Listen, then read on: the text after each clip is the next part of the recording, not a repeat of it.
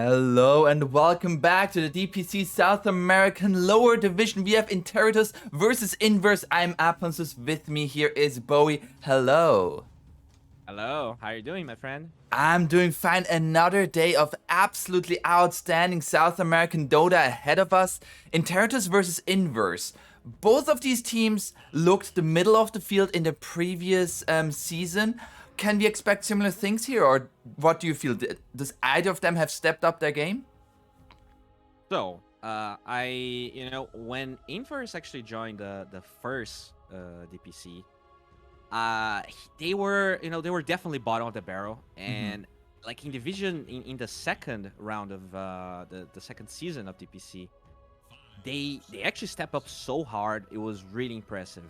This iteration of Inverse is not the same that played, but I actually feel like they are an upgrade from the last one, which I think can probably put a lot of question and doubt on everyone that kind of thinks that Our Way and Balrogs are the favorites to go to Division 1. I'm not saying Inverse is going to go to Division 1, but I think these guys are much better than a lot of people would maybe give them the credit.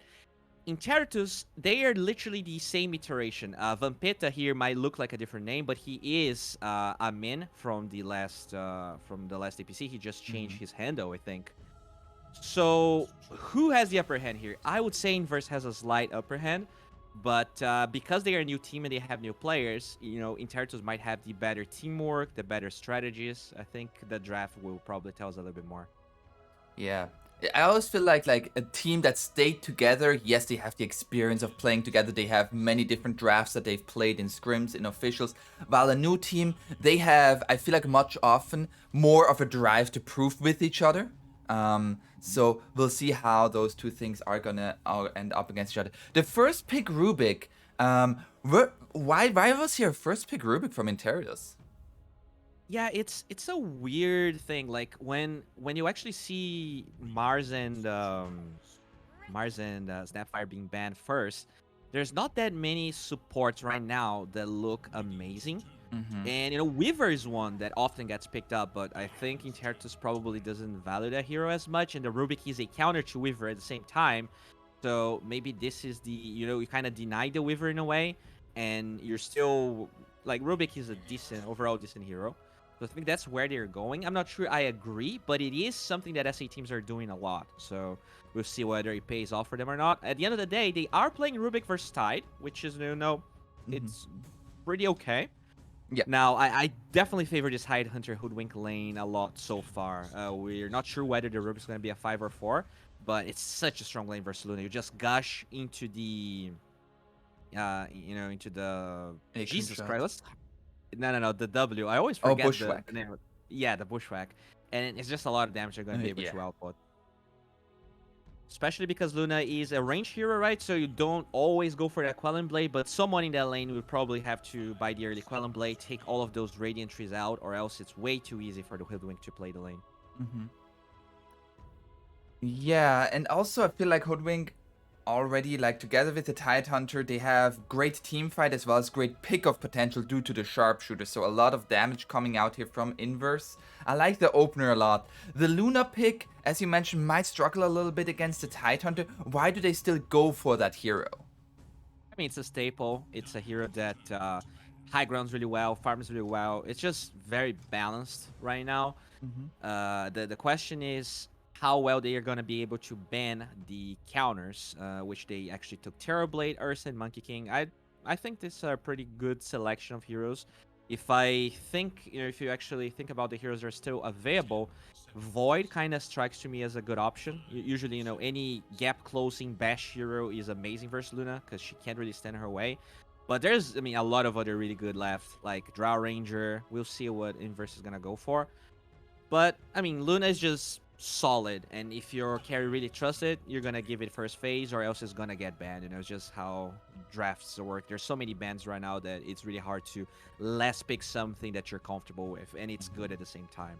Yeah. Would you like to go back to less bans? You mentioned there are so many bans. Like, I always think draft meta is very, very interesting, so... I think most professional players and coaches would say no, that this is great. Mm-hmm.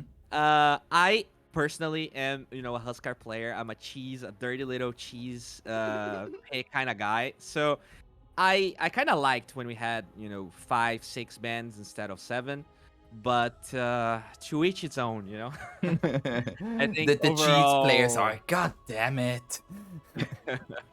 like I think these players they just love stability and the fact that they can lay out a groundwork where they're sure their strategy is good, and with cheese peaks it gets kind of weird. But anyways, they go for the gyrocopter here, which is a Mhm. flag. Not only could be their 5, but could also be a carry. It's a good matchup versus the Luna. Oh, they were ready. They straight Mhm. up go for a disruptor, which is a counter to the Tide Hunter. Usually don't want to go BKB on Tide, which is the only kind of option that you have versus disruptor. Yeah. Um, this is good. I think it doesn't necessarily win the lane versus Tide Hoodwink, but it's a solid pick. Mhm.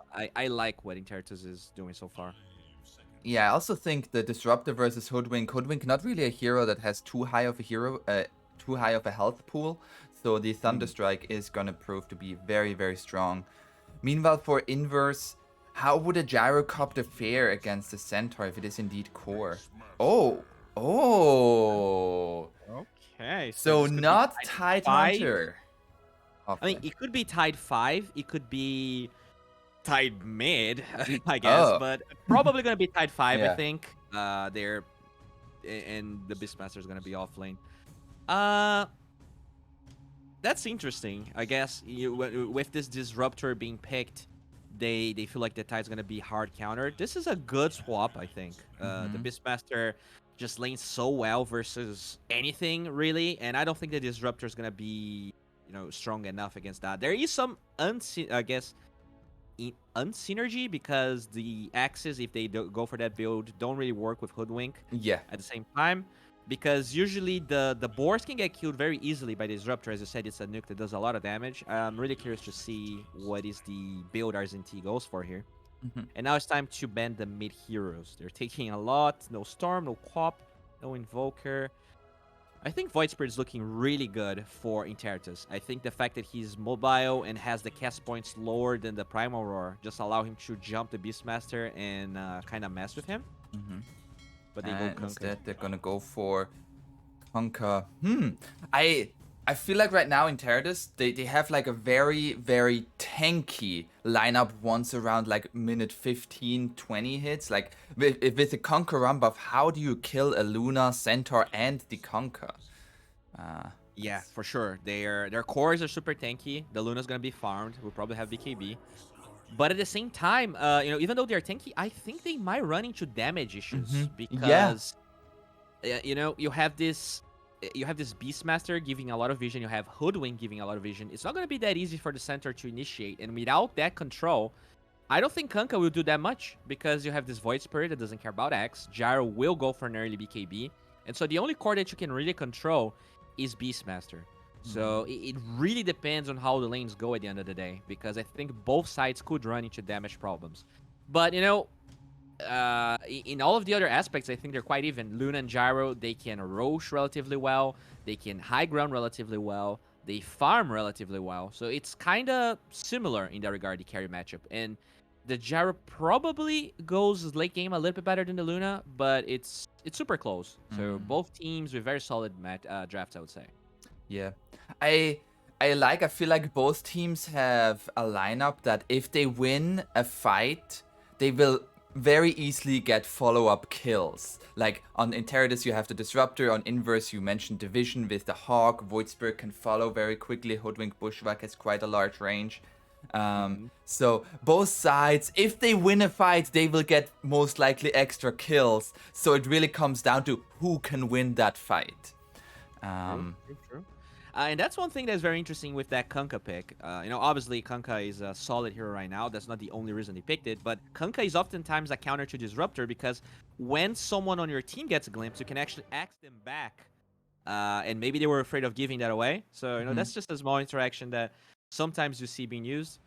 Not gonna be the case here. Let's see. I do because the drafts are so close, in my opinion. I think Inverse still probably has the slight edge because I think their players are really, really good, or maybe better than people give it credit for. We'll see who's gonna play better. Conker is gonna go for the 8 bottles build. Always love to see it. Love to see it.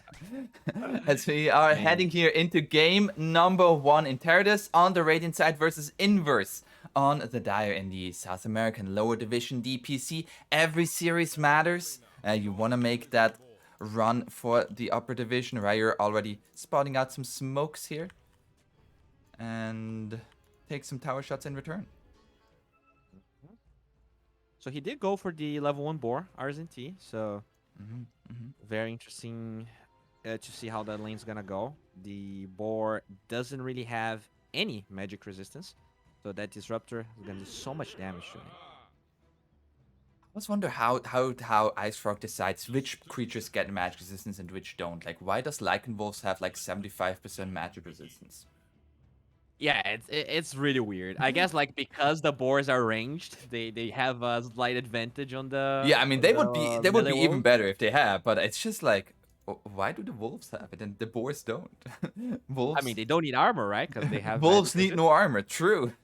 It is lore based. Yeah, very lore based. But then why is Crystal Main so slow? So she's fast as the wolves of Ice Rack. Huh. Something to think about there. That is true. That is true. I have no no answer for your for your question. We have here Dire are potentially set up for a little bit of an engagement here, but I don't think that Interitus is going to give it to them. So in the mid lane, we're gonna have the Conquer versus the Void Spirit matchup. I feel like both of these players should be very, very familiar with that matchup. Would you say any hero has an advantage there, or is it very skill dependent? It is skill dependent, but Kunkka should destroy that matchup because Void Spirit is melee. There are a little bit of there are a couple of plays you can do. You can try to dodge the Tidebringer with level 1 or dissimulate in general because it is kind of telegraphed. The animation in the sword gets there, but the Kunkka can also just cancel the animation and then you wasted your dissimulate. Overall, I would say Kunkka trashes it. He doesn't. The thing is that he doesn't have kill potential at level 6, which is usually something that when Kunkka has a matchup he's good, he also gets kill potential at 6, but he doesn't have that against the Void Spirit, so it gets better as the game goes on, but the lane should be pretty good for Ryder. Oh, and D-Flash, he walked into 2 boars there, and the Bushwhack. That is an easy first blood there for RZT. They give it to the hero who wasn't there. There you go. That's gonna be a And lot they of get a gold for him. D-Ward. Ooh, that is really good for Inverse. They get the mid D-Ward and the first blood. Yeah, this is insane. I guess they're having some ping issues here. If I'm not if I'm not mistaken, in the last DPC, usually the first server would be Peru. So I'm assuming they're having some ping issues here on the side of Interitus. Oh. Yeah, I mean that's always sad, But hopefully it's not gonna take too long. You always hate when it's these like outside circumstances influencing the game. You really want to see it is the 5 players versus the 5 players. It is a strategy being built, and it goes against each other. It shouldn't be like internet coming in. Yeah. But yeah, that is the reality that we are right now. I agree. I think maybe once the COVID problem wears off and things are better, I think it would be really cool to have maybe only for Division 1 where like you have the whole DPC, you have your top 4, and that top 4 plays a LAN. Just so stuff like that doesn't interfere that much, and then you just use the group stage as a foundation to set up the brackets, and that LAN kind of decides who goes to the major or something like that. That would be very cool. Yeah. Yeah, I think. I mean, LANs are so fun, right? Because I think with the way the majors are usually set up, it's always in SCA or China or Europe, and it would be cool so that other regions also have kind of LAN events that are big and Valve based. Yeah, I mean, there's also like that. There is a difference being at a LAN. Like it's different when you are all like, especially if you even have something like an audience. That certainly like it's not something that you can just like emulate by just being like, oh yeah, it's Yeah. just like another game. No, like there is a difference there. You'll try to blend it out, but you have to find your own personal way of dealing with it, which you can't do if you never have it. Mm-hmm. Totally agree. Looks like Hijack is back, so we Mhm. should be Let's ready to hope kick his off. internet doesn't get hijacked. Um, I'll see myself out. Okay, so up top we're gonna have the gyrocopter versus the centaur Rubik lane. And hijack already denies on both sides there as Tidehunter gets that on the range creep. How is this top lane going to go? I think this lane is way better now for Inverse than it was because Gush plus a missile on either one of those heroes. I guess the center is very tanky, but Rubik could easily die. He's playing very aggressive right now, but whoever gets level 2 here, oh look at that, this Yeah, could they're running be a at threat him. right He now. might just. Okay, it's a Okay, little bit doesn't too want far, to. given that there are Yeah, creeps to kill. But yeah, if he the stayed, I carry think being like that much. one creep longer, he might have just died. The Taking a lot Gush, of harass. -4 armor is a lot at the beginning. Actually, it was nerfed to -3, but Rubik doesn't really have that much armor to begin with. Also, Centaur doesn't have much armor to begin with. Like, it would immediately bring him down to 0 with one gush. So It's kind of crazy that he has the same armor as Rubik, right? Like when you look at the models of the heroes. hey, I mean, like, Ogre has so much armor. Oh, Adrian is taking a lot of damage here from Hijack. That? Level 2. You mentioned whoever hits level 2 first there, and it was not Adrian. He is still only level 1. Mm. He's All kind of right, struggling. so I think the Slaw Titan Hunter is doing a really good job Oh, at they're gonna blocking go in that. with the... Oh, he was blocking the large camp, and his carry just. Yeah, I mean, I think that's actually Adrian's fault right there. He either needed a salve or he had to play a little bit further behind. Maybe he can get these range creeps. Yeah, he will. He will. Okay, he can get the range creeps at least and gets the experience for that, but that is a big deal there. And the 3 lanes so far, if you take just a quick gander at the last hit. Oh, look at Rubik. Oh, He does take that missile this time with the Gush. oh. No rocket barrage actually. Okay. Okay. Interesting. I guess he didn't want to miss the creeps again, but I really like what they're doing, just dragging the creeps with Rubik, because there's a lot of kill potential on the heroes. But if you're behind your tower, then the kill potential is pretty much because it's chasing kill potential. It's not really burst damage, right?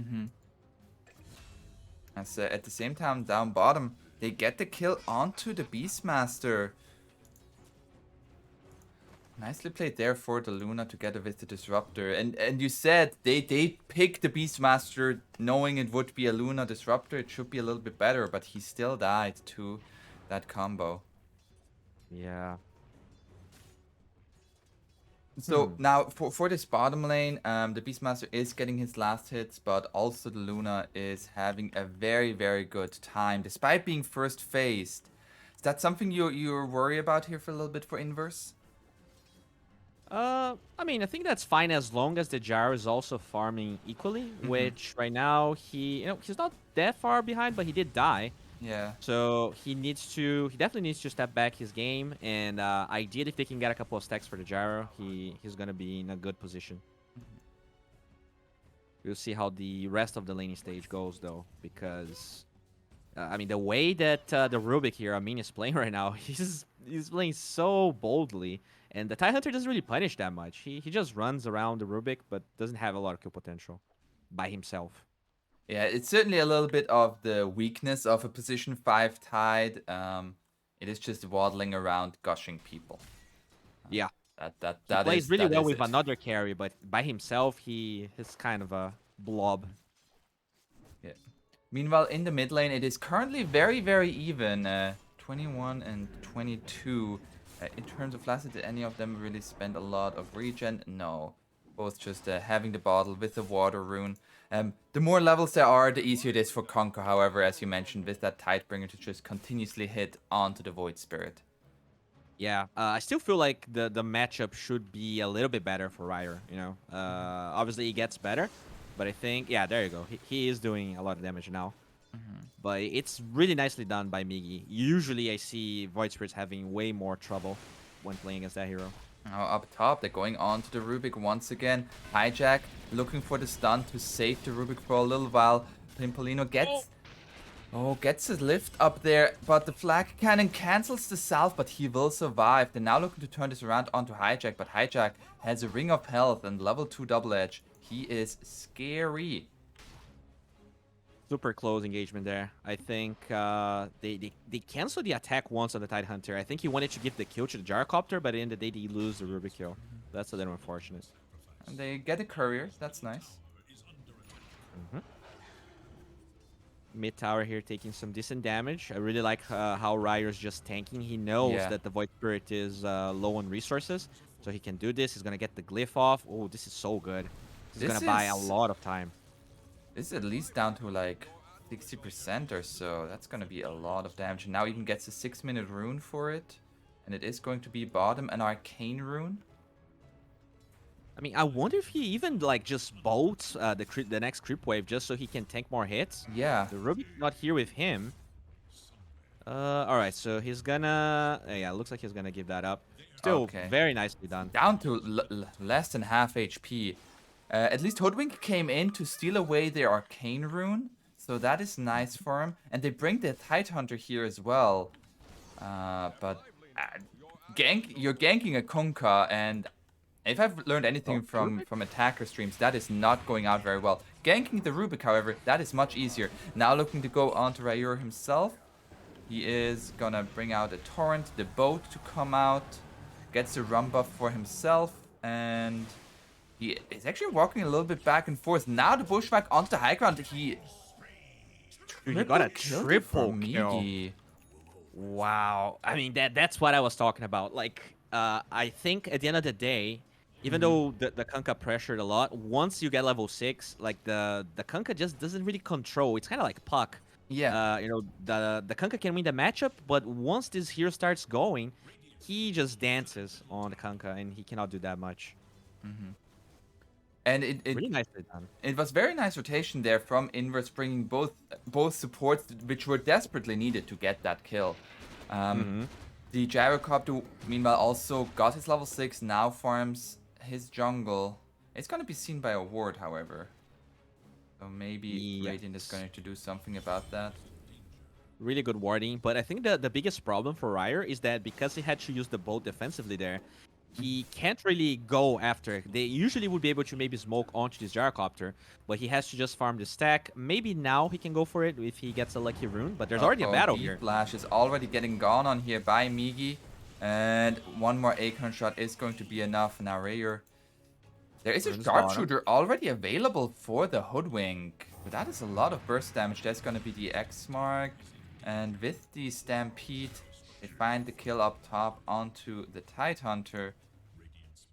I'm not sure I like that Stampede because I think this just gives the tower for RZT now. He already finished his Helm. Let's see if the Kunkka can maybe set up something with this Invis rune.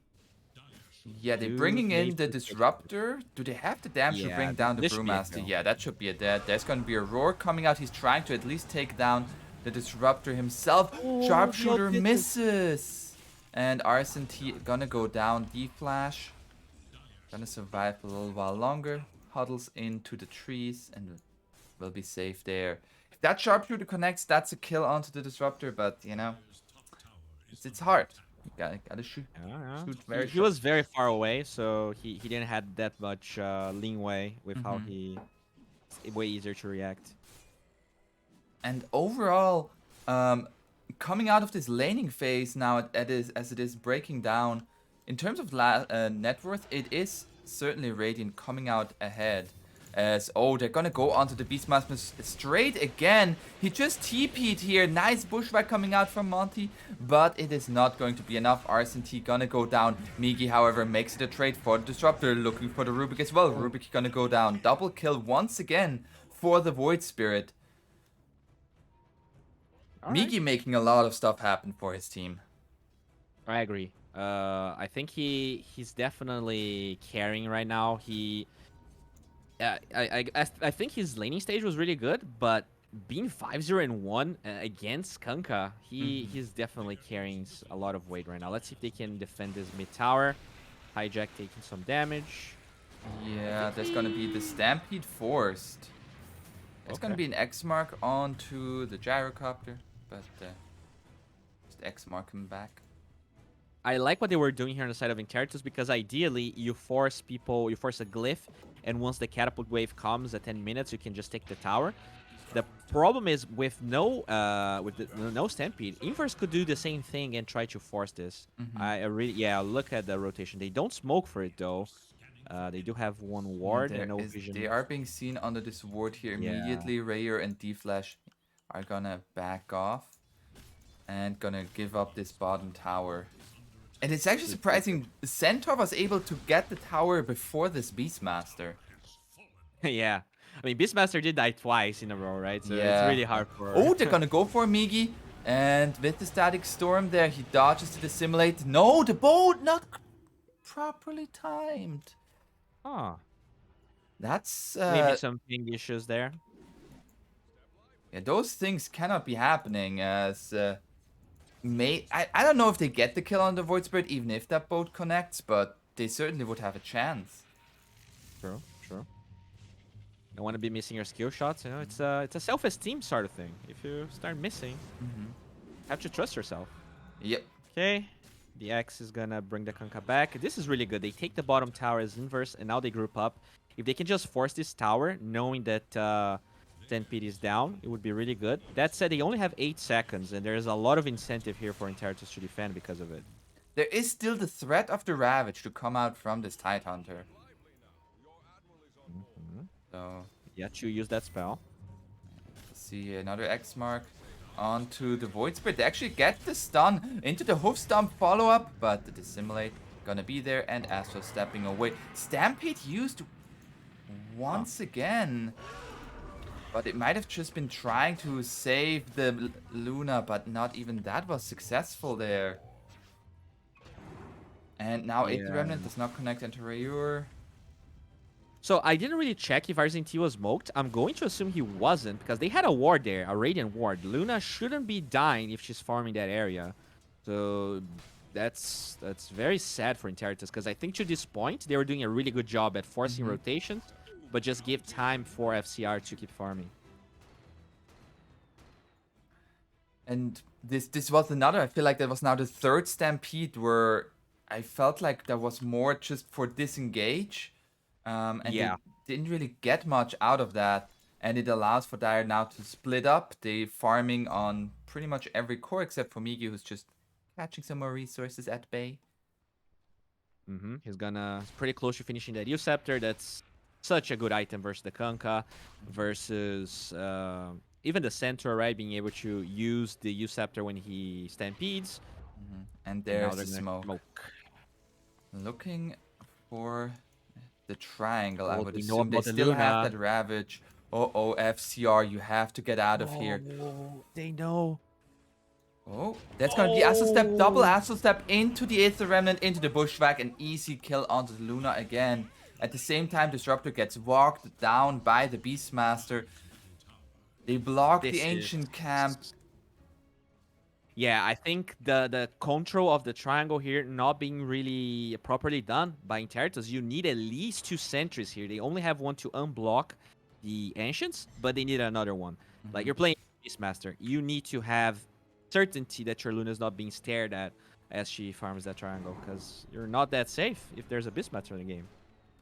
Yeah, and that is just like the prowess of that Beastmaster hero. You provide so much vision. Just so much vision.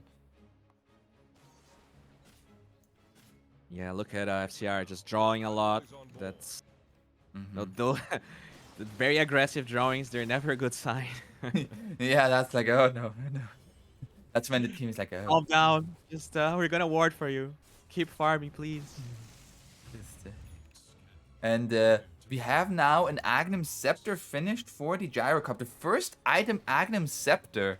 Oh, he had a Dragonlance and disassembled that, so that... so it chooses to go for the Agnum Scepter. We sometimes see Maelstrom, we sometimes see just Yasha. Do you like the choice of Agnum Scepter in this game? I do. I think a lot of the builds I'm seeing nowadays is either the first item Crystallis with the stats build. Mm-hmm. In this game, he did go for a couple of points in stats, but there's a lot of burst damage, with the control on side of Interitus. I think having the tankiness of the eggs never hurts. I think this is still one of the best builds this hero can go for. Now, mid lane, it's catapult time, so let's see if they can secure They're this gonna tier go 1. onto a hijack here. They break him with the sharpshooter. Migi, however, gonna get stunned up. They're bringing in more heroes. They have the Ravage to come out here to save the Void Spirit. Big Ravage, but Stampede, and they get the kill onto the Void Spirit. Now the lift up, Roar coming out. Ravage stolen by the Rubik, and they're gonna look to turn this around, taking down the Beastmaster as well. A beautiful fight here for Interitus on the back of the stolen Ravage. Oh, and Tidehunter, you should not be here anymore. Your arch nemesis is here. Conker, he wants to bring you down. And Slaw gonna turn into Coleslaw right now as he's gonna be brought down. All right, I'm gonna say something here. I feel like that build from the Tidehunter is so greedy because the reason he got his Ravage stolen is that he used Anchor Smash, and because it's level 1, the cooldown is almost double as if it was level 4. Yeah. And he didn't have the cooldown nor a target for the Gush.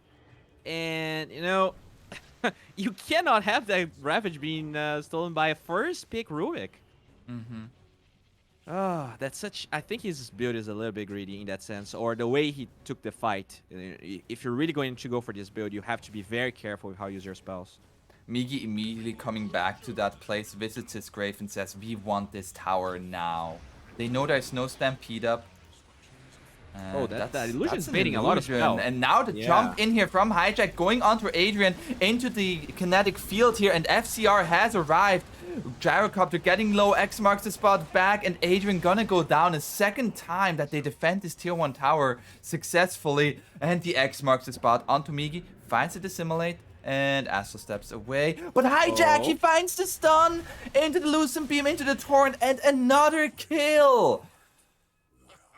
Oh, this tier 1 tower is the absolute downfall for Inverse right now. Man, that's such this really changes the game for Interitus. The way they play those two mid pushes. More. Law and avoid some for now. Okay. It's gonna be okay. Yeah, I mean, it's tough. No, they were like, all right, Interitus used all their spells, let's go. But they still didn't really position that well when they're going for that push. And this is going to be a lot of... All of that time wasted for FCR, he's now again ahead of everyone. This is really good. That's his comeback. Yeah, and I'm getting a little bit worried here. Also with Hijack, like, his Blink Dagger plays have been phenomenal so far. They're still looking to defend this tier 1, looking for maybe a kill onto RCT. Ravage on Rubik still. Yeah, that's gonna be the blink forward. They find the Beastmaster. Bushwhack saves him for a little while, but there's gonna be the Ravage. Migi... Yeah, okay. He decides better of it. Alright. Does use the Ravage for the style points, but it was gonna wear off, so he gets the Resonant Pulse instead. No problems there.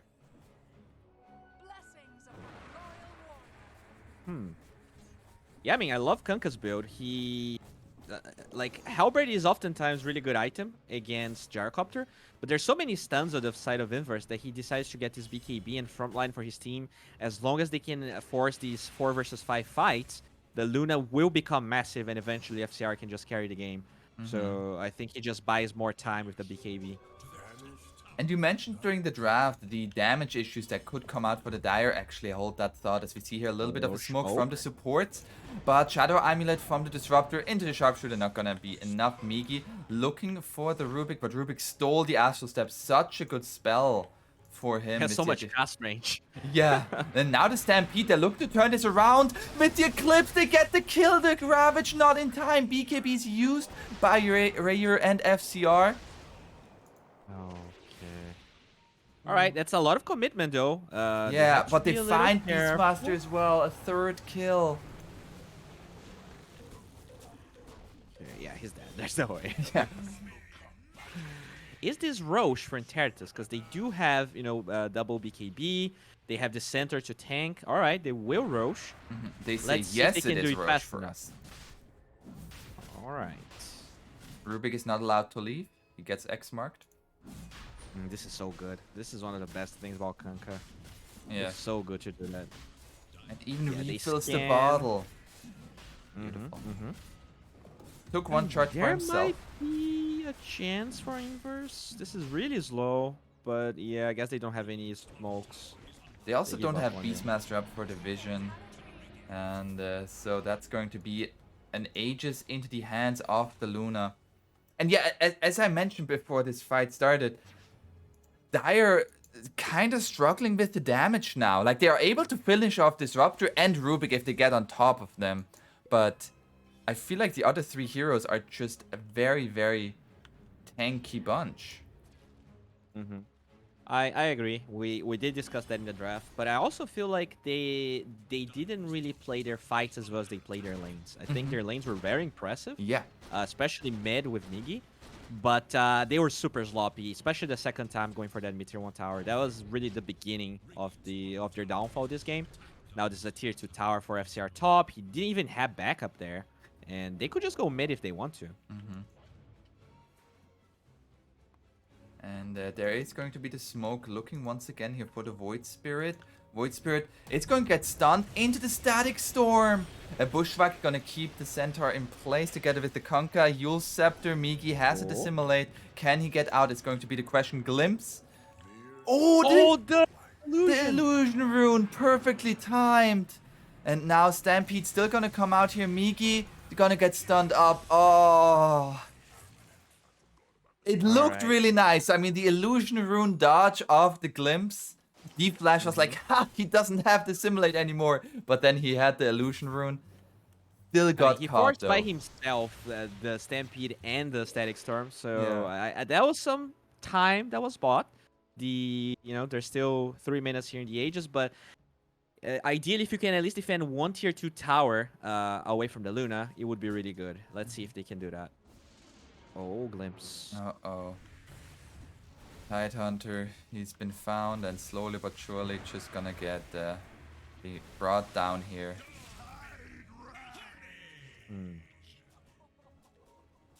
And this just feels like you mentioned that the Gyrocopter and Luna feel very similar timing-based carries. This feels like the timing for this Luna. Just so strong with the Brigand's Blade, the Aegis, Dragonlance, Mask of Madness, BKB. All of it together just feels so good. And what does Dire need to do here? They can't really fight into this Aegis. Well, you need to split push the lanes away from where Interitus is right now, and you just have to wait out the Aegis. They're probably not gonna go high ground as Interitus because they're not in a rush necessarily. All you need to do is farm the items that you need, which the BKB was already farmed on this Gyrocopter, and take a fight once the Aegis is out. Because the gold advantage is not that big, even though the map control for Interitus is definitely much, much bigger. If they can take a good fight, not like get Ravage stolen, they can definitely win a fight. It's really just about pressing the buttons together at the proper place. Yeah. And RCT able to split push. Okay, Rubik is gonna get found here, but the Aether Remnant from the Rubik was there, and they get this kill onto RCT. Okay, he just hides in the trees for a little bit. But at the same time here, Migi finds the Luna. Oh, he still has Aegis though. This is dangerous. Yeah, the rest of the team is approaching, but if they can just maybe take out the Aegis, they force a BKB and they give up the Tidehunter. Alright, they force a BKB. Yeah, that could have been worse. Luna can't really fight without her BKB, but she still has Aegis, so she doesn't really mind all that much. Rayur still looking for more, still has that DD. Oh, and he finds the Hoodwink. Bushwhack. Oh, nice stun though. But follow-up from Hijack is going to be there. Okay. And we mentioned the damage for Inverse. There's gonna be an they know about Adrian. They know. Oh, he thinks he's safe. Poor Gyrocopter. He's been found. Oh no. That's gonna be a BKB, but no, the creeps blocked him in there. And the body blocks are more than enough, and they're just bleeding kills one after one after one. And now the Luna is like, maybe actually I can't go high ground. There's no creep wave. This is such an interesting game because, in terms of the laning stage, I think Inverse played really well, but the overall macro game from Interitus and the ward game has been so good. We saw these high ground wards doing so much work, not only here, but in that other kill where they found the Beastmaster. They definitely turned a game that was definitely better for Inverse at 10 minutes. They're doing a really good job in terms of their map movements. And now looking for more. Beastmaster gets the blink away. And with the Stampede, they're not going to find anybody. Yeah, they're just stuck now. It feels like Inverse, they're able to split push the side lanes, but whenever something happens, they're not really like using the other parts of the map that get freed up. They just try and go for these weird fights, like when they tried to go for the Luna that still had a minute of Aegis. That was way too greedy, I think. Still, even after all of those kills that they bled, they're only 5k gold behind, so they could take fights. Just that it's gonna be harder than it was 5 minutes ago. For sure, and they're gonna go for the smoke. All right, no they have Stampede. to Ravage. They have a Blink Dagger on the Tidehunter. So that might change things up. They find maybe a good engagement here directly onto the Luna, who has finished the Daedalus. If this Luna is allowed to hit people, she is gonna do significant amount of damage. I really dislike this ward that they placed here in the river, because now they only have one ward in case a fight starts, and it's so important in these nighttime fights against the Luna to drop a ward when once the engagement begins. But looks like nothing is really gonna come out. Nice positioning there by Interitus. They have the high ground, and they don't feel comfortable going back. Yeah, I mean they're going it's high them ground now. pushing the tier 3. Yeah. And FCR feels very safe right now. Knows that they are most likely on a smoke, forces some TP reactions, and they're gonna go back. Very disciplined play here by Interitus. That's the beauty of Luna as well, because that 1800 night vision, once you go high ground, just allows you to look at those TPs. It's so hard for you to TP away from vision, and if you do, you're going to be far away from the Luna, so you cannot engage. It just gives you a lot of safety when you go for stuff like that. Okay, so how are the items looking here for Interitus? They already have that Halberd, which is really good versus the Gyro. They have this Crimson Guard. I mean, they're so tanky. I don't think once he finishes that Agnum Scepter, I don't know how they're gonna get killed. Yeah, you have to force a lot of things one by one. If you just commit, you YOLO commit, it's never gonna be a good fight for Inverse. Oh boy, I think Argentine might be dead.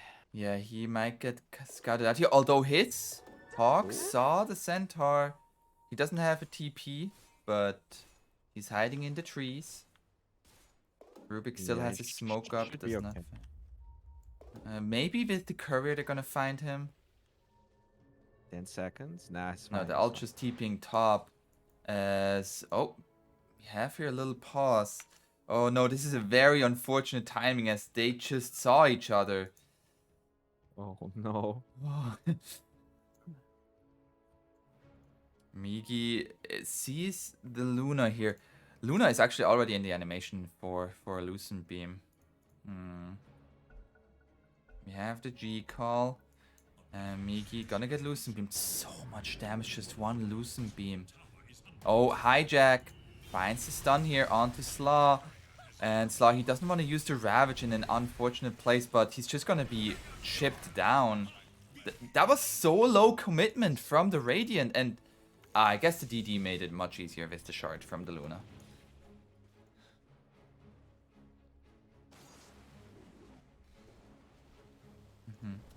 So now we're gonna have FCR here looking towards top again.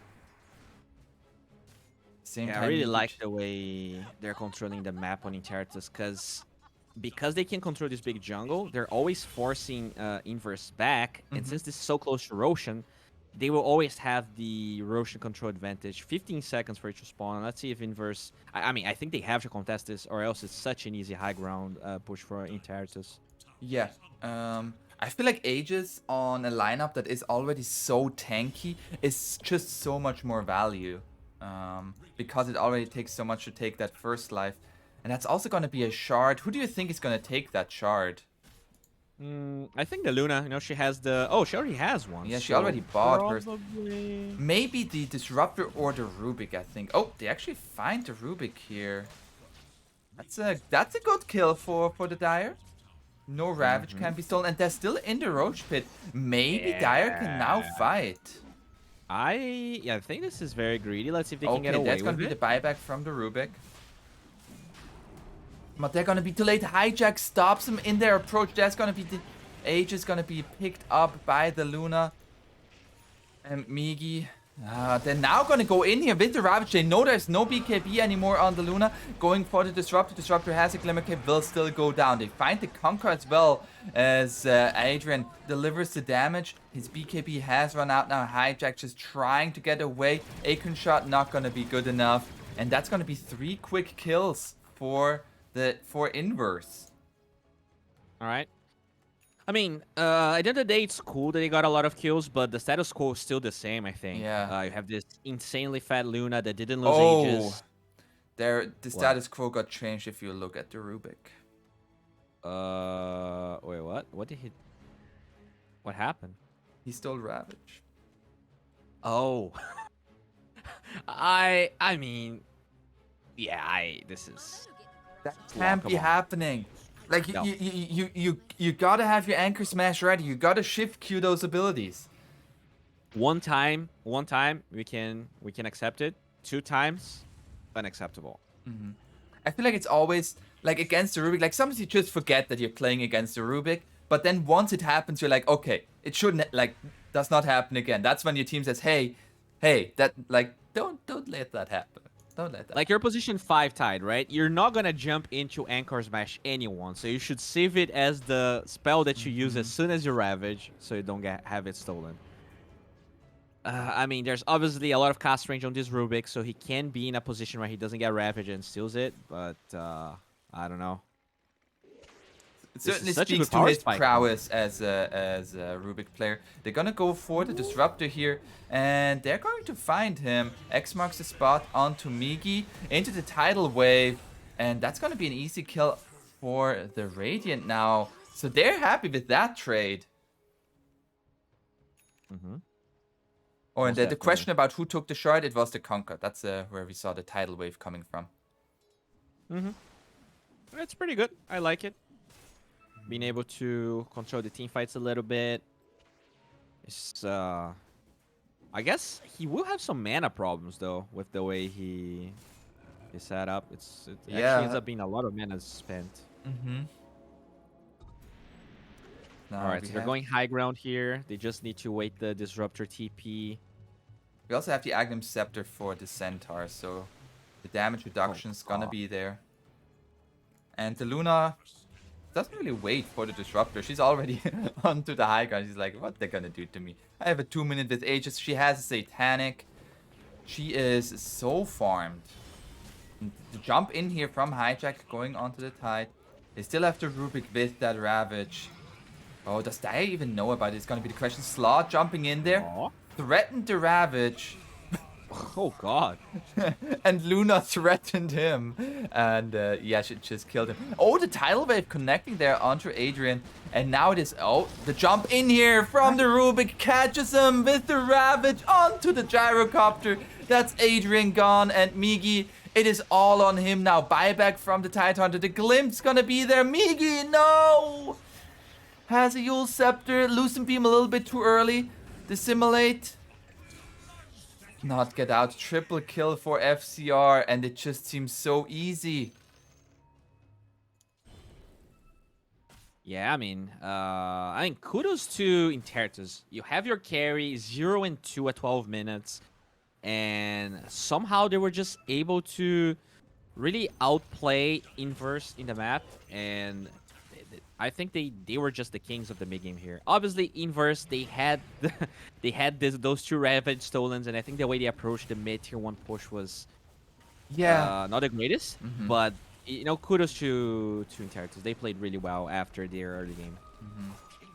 And it really, I feel like that second tier 1 mid push might be a little bit of inexperience as a team, of like just like where does everybody stand, how do they approach that fight, because they're gonna find the Tidehunter here. Everybody just gotta get away. It's gonna be 2 sets of racks, and it just feels if they clean up that, I feel like they're in a much better spot. So certainly something that is can relatively easily be worked on for inverse, and we'll have to see here. They're gonna back up here. Interitus, they have not won it yet. Oh, Arsenty RCT. just jumped on forward here. Is gonna get stunned up. Stampede to follow, and they find the Beastmaster. Miki going onto the Void Spirit says, I don't want Ravage stolen anymore, and they're gonna go for the Rubik. Rubik is gonna go down. Adrian fights here with the BKB, but FCR still so strong and just gets the kill. The glimpse back onto Migi, and that is just the Luna show now. They didn't even came close to killing her. Yeah, I mean, it's just really hard to take that fight, even without the Aegis, once you're 13k gold behind. And as you said, I think they really need to iron a couple of things out, but they played really well. Like, the gold advantage until the barracks went down was never really that high, so they farmed well. But definitely in terms of team fights, and we did talk about the fact that Interitus is a team that did not swap after the last DPC, whereas Inverse has some new players, so they still, need to work on communication and map movements a little bit more. Yeah, we'll see here. Interitus taking the game number 1 victory. Just like very solid team play. I feel like Hijack with his hoof stomps during that tier 1 mid defense looked very good. And of course, the stolen Ravages stole them twice. Yep. Yeah, not really too much to say there. I feel like we've covered a lot of it. Bowie, if you are here the coach for Inverse, what would you say to your team? How do you bring them back together, and what do they need to change something in the draft? I think their draft was really good. I feel like, you have to really talk with Law and ask if he was comfortable playing that Tidehunter or not. If he was not, maybe just take it out of your ideas, because at the end of the day, I think what they did with actually picking the Tidehunter and then swapping it back to 5 was really good in concept, but you have to be able to execute it. And if he just doesn't like the hero, if he doesn't want to play it, just play something else, because that was really the crux of most of their problems at the end of the day. So give me another hero. I think he's a really good player, and as long as he's comfortable, I think they have much better chances. Absolutely. We'll see how it's going to go in game number 2. Interitus are now up 1 game in this best of 3, but you got to close it out. Inverse certainly have the ways of coming back, so we'll find out what's going to happen in game number 2 after a short break.